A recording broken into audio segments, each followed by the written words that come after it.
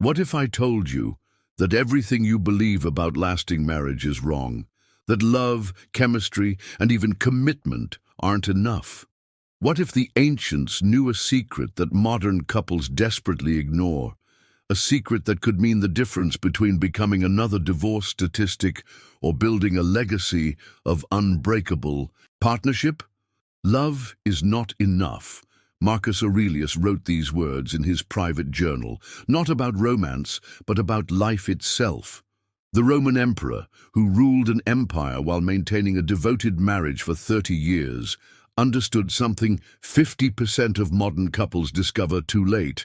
Love is merely the seed. A lasting marriage requires the soil of discipline, the water of wisdom, and the sunlight of shared virtue.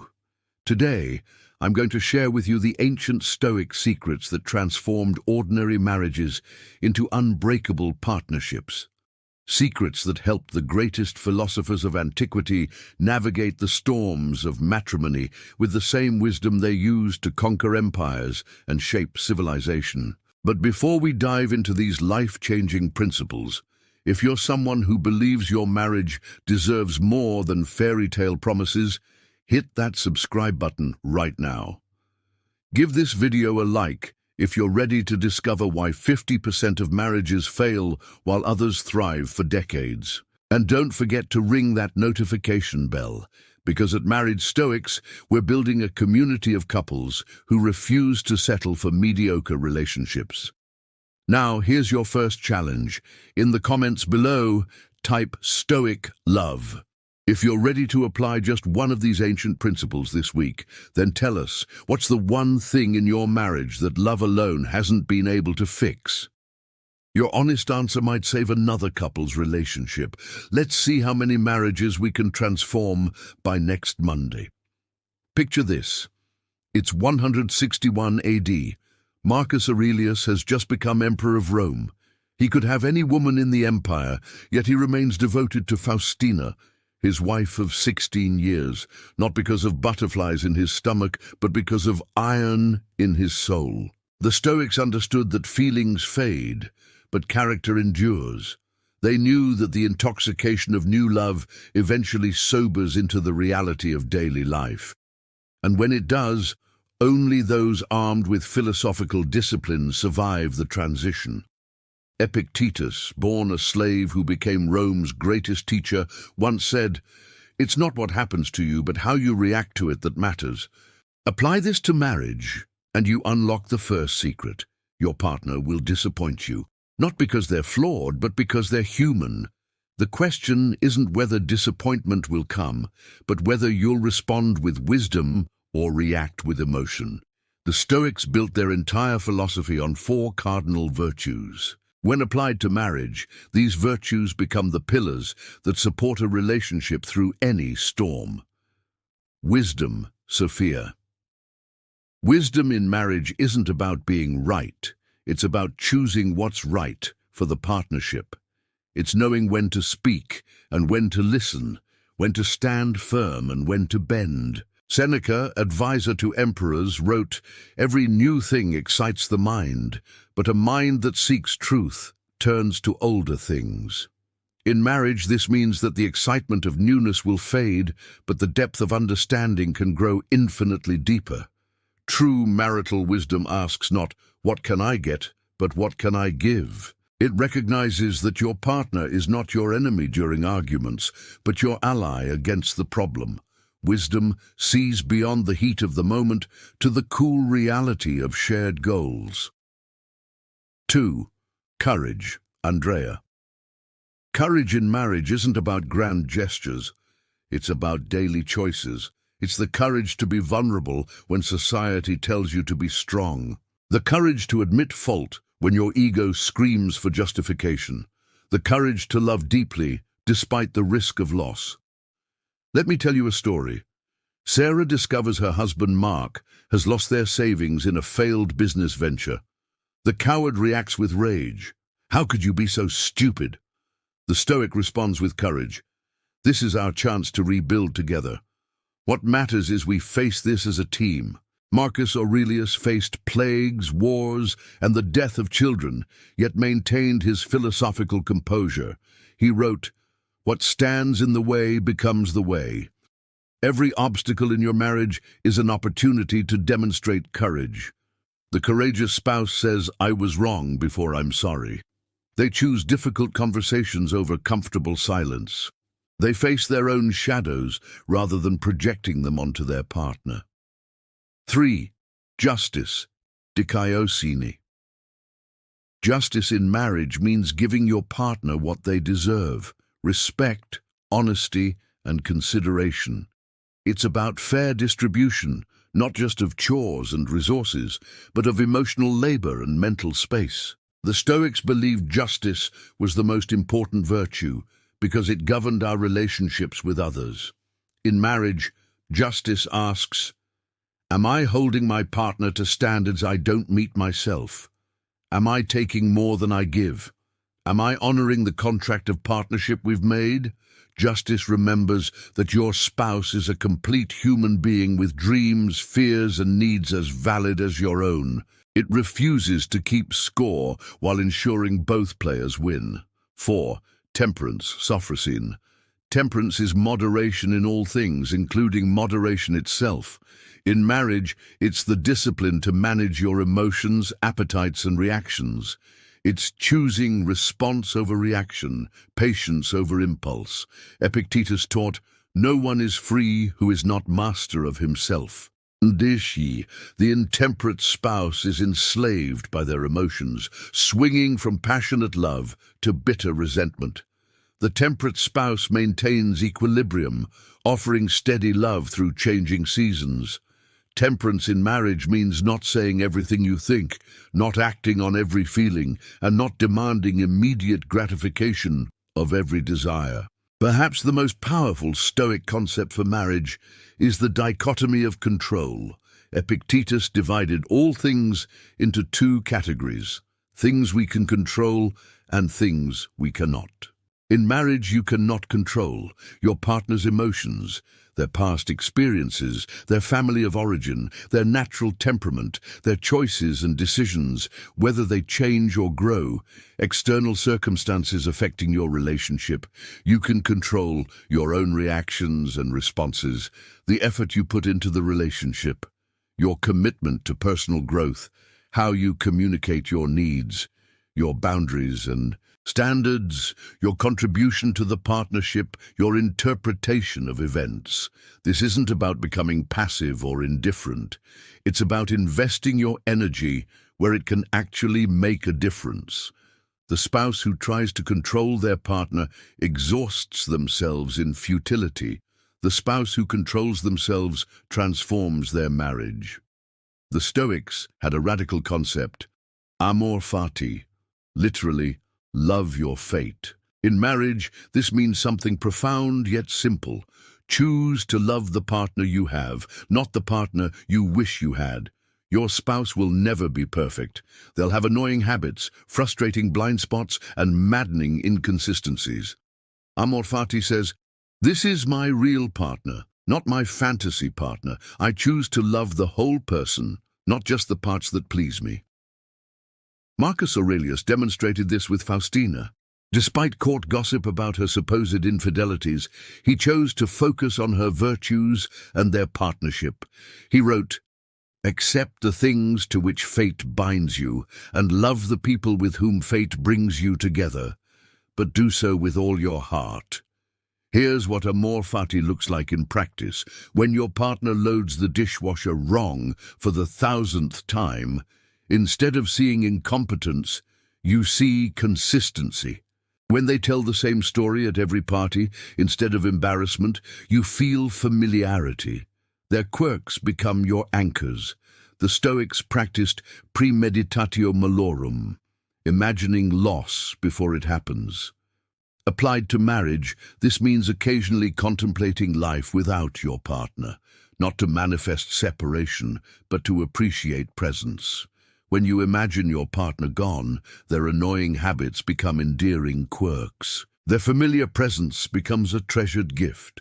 This practice transforms complaint into gratitude, taking for granted into taking notice. Seneca recommended this exercise. What is quite unlooked for is more crushing in its effect, and unexpectedness adds to the weight of a disaster. The fact that it was unforeseen has never failed to intensify a person's grief. By occasionally imagining loss, we inoculate ourselves against complacency and cultivate appreciation for what we have. The Stoics viewed life as a philosophical training ground.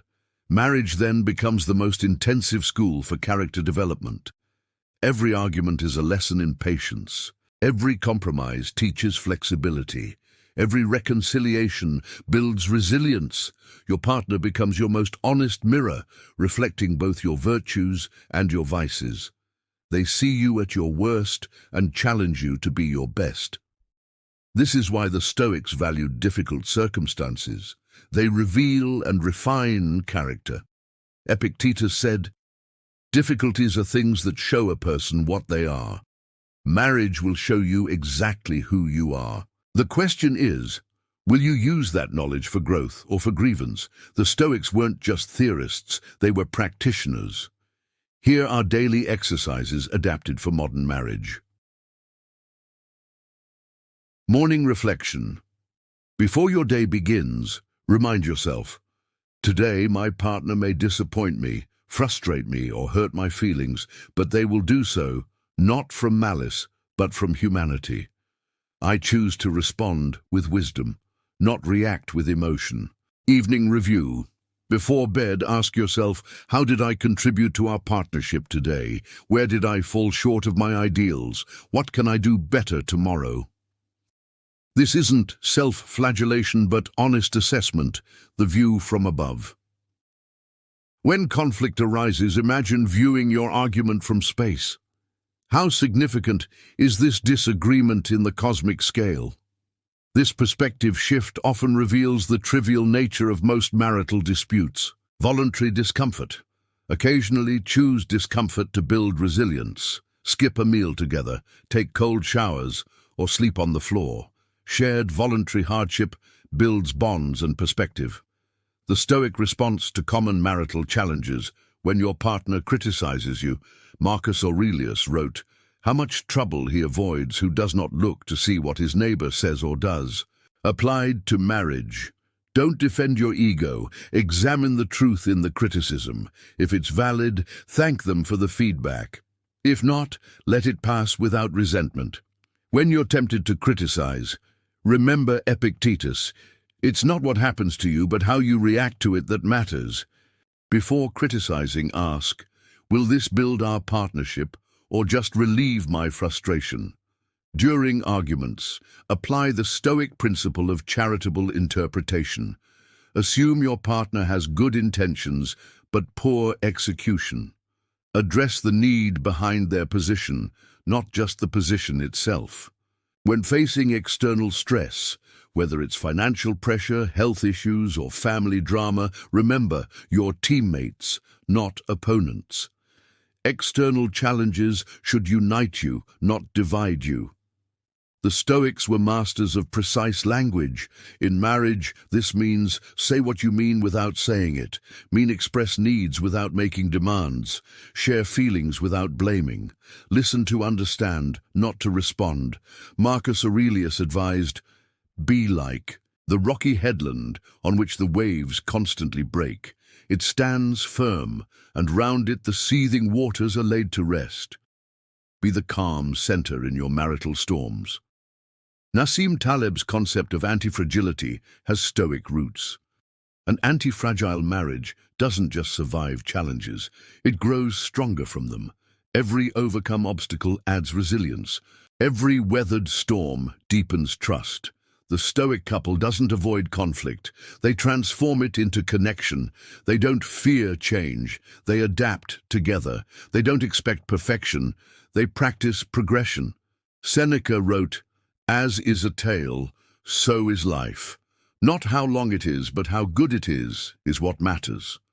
The same applies to marriage. It's not about lasting the longest, but living the deepest. The Stoic marriage plays the long game.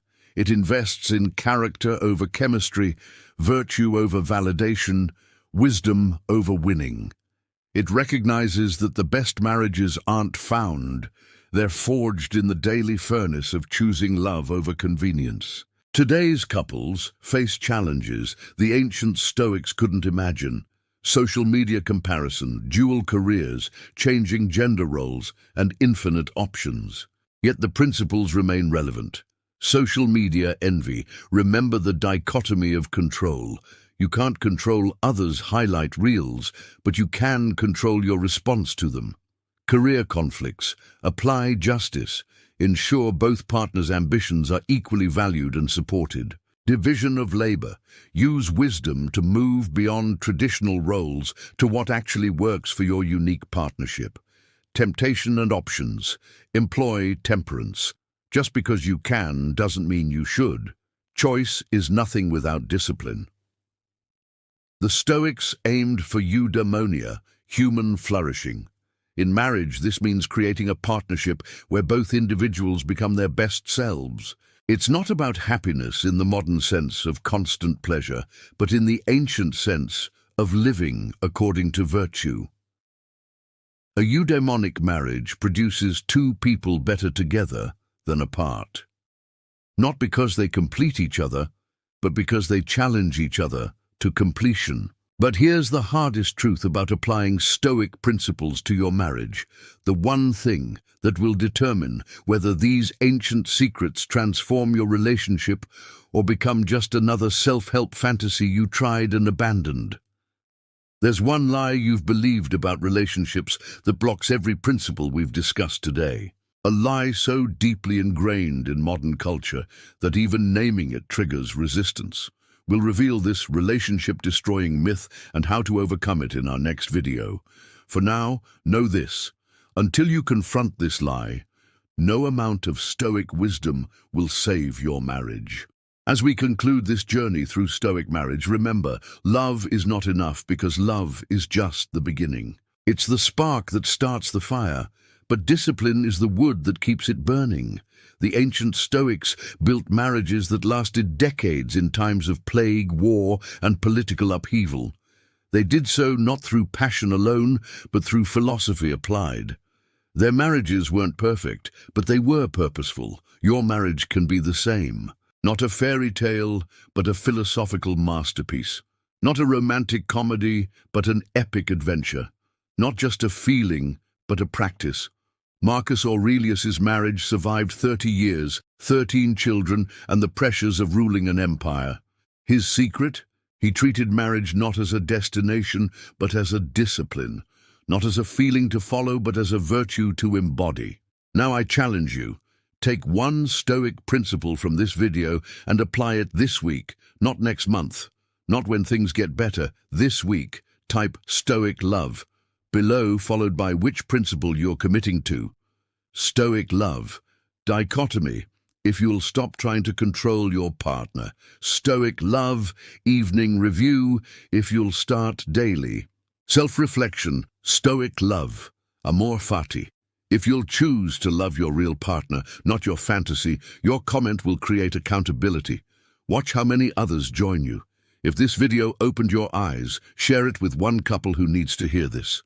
Don't wait. Their marriage might depend on it. Subscribe and hit the bell to join 10,000+ couples who refuse ordinary marriages. Next week, we'll expose the one lie that sabotages even the strongest relationships. Remember, a happy marriage demands more than love. It demands the courage to grow, the wisdom to adapt, the justice to share, and the temperance to endure. These aren't just ancient virtues, they're modern necessities. At Married Stoics, we don't just want your marriage to survive. We want it to become legendary. Until next time, this is Married Stoics reminding you, love deeply but live wisely. Your marriage depends on it.